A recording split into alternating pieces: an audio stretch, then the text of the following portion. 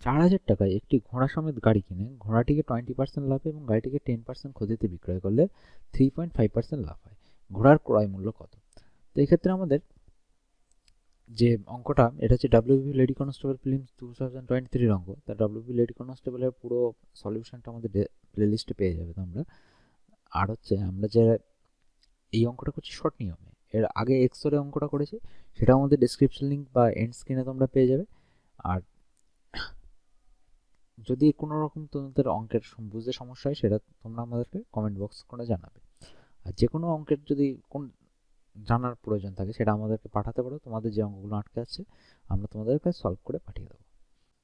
তো এই ক্ষেত্রে দেখো, টোটাল ঘোড়ার সমেত গাড়ি কিনেছে, তো সেক্ষেত্রে ঘোড়াটাকে 20% লাভে আর গাড়িটাকে 10% ক্ষতিতে বিক্রয় করে, মোটের ওপর তার 3.5% লাভ হয়েছে। এক্ষেত্রে আমরা অঙ্কটা শর্ট নিয়মে করতে গেলে আমরা অ্যালিগেশন মেথড ইউজ করবো। 20% লাভ হয়েছে একদিকে, প্লাস হয়েছে এটা, আর 10% ক্ষতি হয়েছে, তাহলে -10% ক্ষতি হয়ে গেছে। এবার মোটের ওপর লাভ গিয়ে দাঁড়িয়েছে আমাদের 3.5%।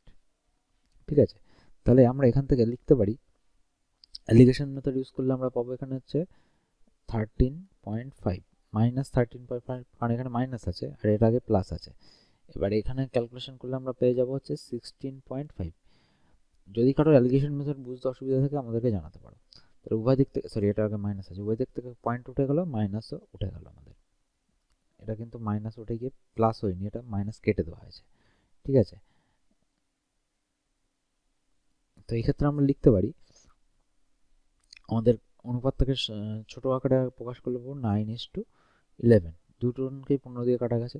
তাহলে এবার আমাদের জানতে চাইছে যে ঘোড়ার ক্রয় মূল্য কত। তাহলে ঘোড়ার ক্রয় মূল্য প্রথমে হচ্ছে, ঘোড়া ছিল আমাদের 20% লাভ মানে, তাহলে সেক্ষেত্রে 9 বাই এদের আনুপাতিক ভাগ হচ্ছে 20, 9/20 ইন্টু ঘোড়ার মোট মূল্য 4000, কেটে দিলাম 0 0, 2 দিয়ে কাটলে হচ্ছে 200। তাহলে ঘোড়ার ক্রয় মূল্য আমাদের এসে দাঁড়ালো 1800 টাকা। তাহলে ঘোড়ার ক্রয় মূল্য দাঁড়ালো আমাদের হচ্ছে 1800 টাকা।